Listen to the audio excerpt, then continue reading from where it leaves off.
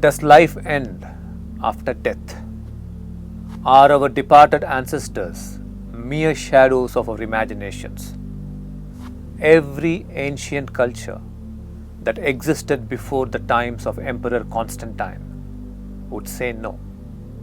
The Japanese still observe Bon, a festival to honor and revere the ancestors.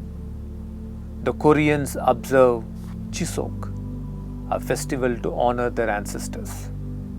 The Chinese observe Qingming, a day to clean the tombs of their ancestors and offer their gratitude.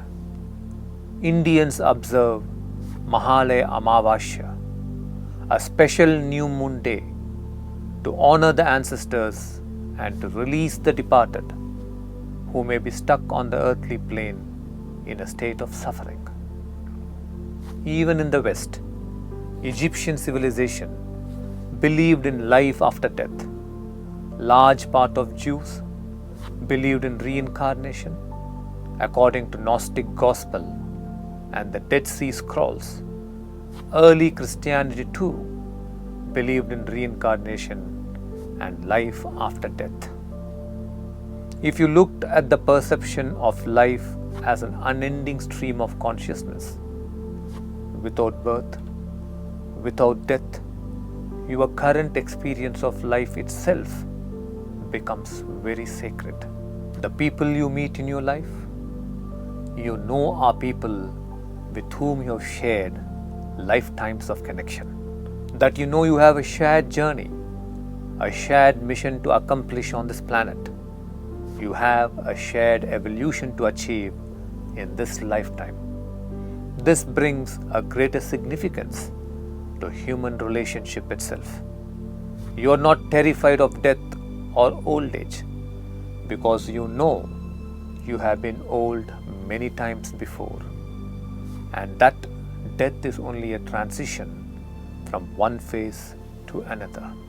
In our processes at ACOM, we have seen experiences from one lifetime flow into future generations as epigenetic tendencies for addictions or tendencies of saintliness, tendencies of fear and anger or tendencies of contentment and generosity. One of the reasons why all the ancient cultures reconnected with their ancestors is to dissolve destructive vasanas that may be flowing from one generation to another. That is why the ancient Hindus performed ancestral samskaras. Mahale Amavasya is a day dedicated to appeasing the spirits of ancestors who may have passed away in unhappy conditions or undesirable conditions. It is for them to move on to light.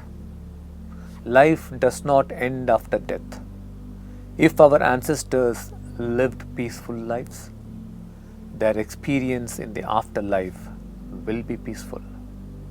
If they lived and died with violence, sadness, dejection and grief, then their afterlife is also filled with grief and even greater sadness. Their consciousness is stuck in the same experiences with which they lived while they were alive. They are stuck to the objects of attachment or hate. It is like being stuck in a nightmare without the ability to wake up. The ancient ceremonies worked more effectively once upon a time because the priests who did these ceremonies were people who could intuit the other worlds, and the general philosophy of the ancient people was one where life after death was a fact of existence, not a myth. Today you need more than a ritual. You need a spiritual experience that can substantiate these realities to you.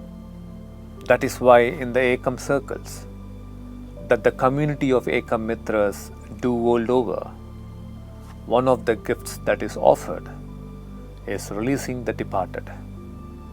thousands today have a first-hand experience of releasing the departed.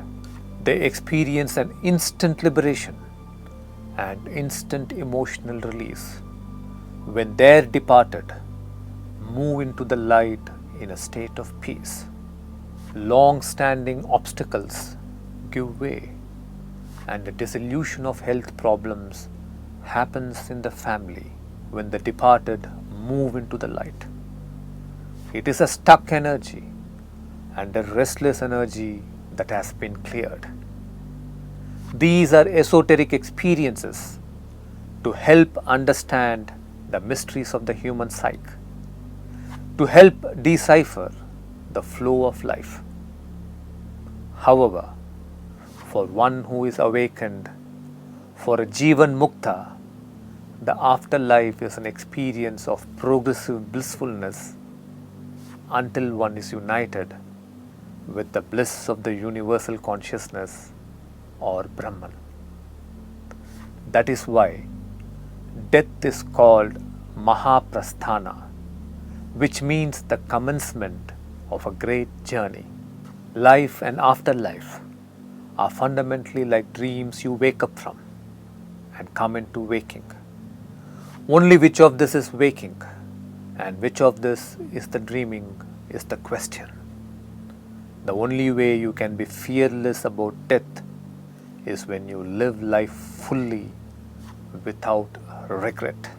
The only way you will be ready to embrace death when it comes knocking is when you love completely without reserve.